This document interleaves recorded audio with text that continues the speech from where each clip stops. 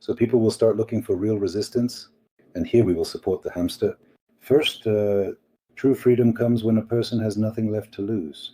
And having nothing to lose doesn't mean in terms of material possessions, a destroyed home, a broken family, a forsaken country, or a shattered destiny, but in the sense that he stops clinging to the opinions of the external world, for example, for the opinion of the crowd, for the approval of those closest to them, for marching in line along the mausoleum, raising their hand in greeting, smiling happily, and so on. All that many people did, bending over backwards, oh, you see, because of the terrible, terrible war. Therefore, in the new world, those people who have lost and left the old ones behind will feel good. Just like in the gospel, let the dead bury their dead. That's it. There's nothing more to do in that past. The meaning of the past is that it will never be again. In no case, and many people will need to reevaluate once again. In 1925, a reevaluation of their life goals will be necessary.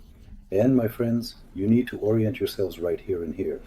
Because everything beyond this boundary is superficial. All this attempt to fit into the social current, to merge in a collective ecstasy, to conform to the mainstream, and marching in neat rows and being one team, that's a very sad story. Times, that's everything. Marching in neat rows and being one team, that's a very sad story. Times, that's everything.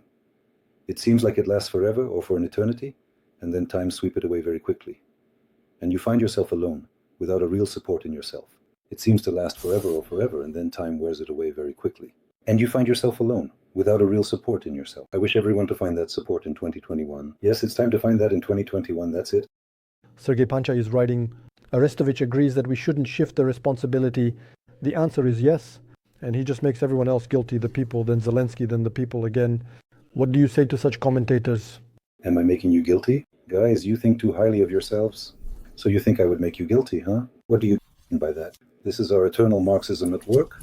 I've always said that our nation is hyper-Marxist.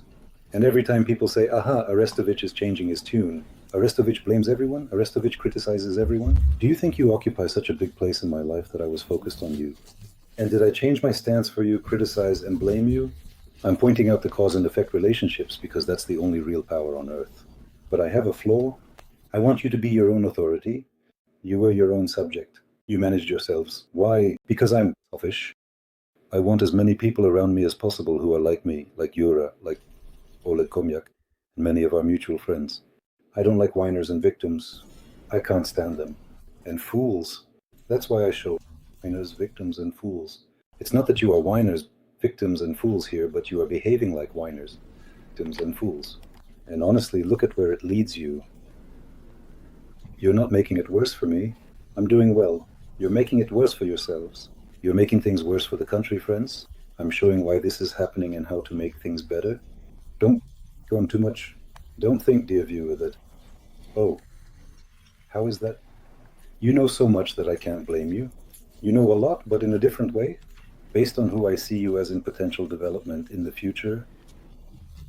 I've done a bit of psychological consulting in my life, in a creative way, about 20 years. I can say that there is only one way if you want to call it therapy. You look at a person and see the best version of them, as envisioned by God or Mother Nature, to each their own. I see you as you were envisioned by God and Mother Nature, and I address you as such, because that's the only way to turn on the magnet that pulls a person above themselves, lifts them up. You see, it raises him above himself, and there are no other ways. So I address you as adults. I'm talking to you just like I'm talking to Yura, to Oleg Komyak, and to Dityuk. For example, the Buhmeister and so on. I try to speak without embellishment, to tell it as it is. Don't hold back. Showing how it works, how things operate, what's really going on behind the glitter, behind the pseudo-reality that has been created, and so on. And it's not about your guilt, it's about the fact that, look, there are simple cause and effect relationships. When you think like that, it turns out that way. This is the only thing I'm pointing out, and it will be like this if you keep going like that. But if you take a different course, it will be like this. And everything suddenly falls into place.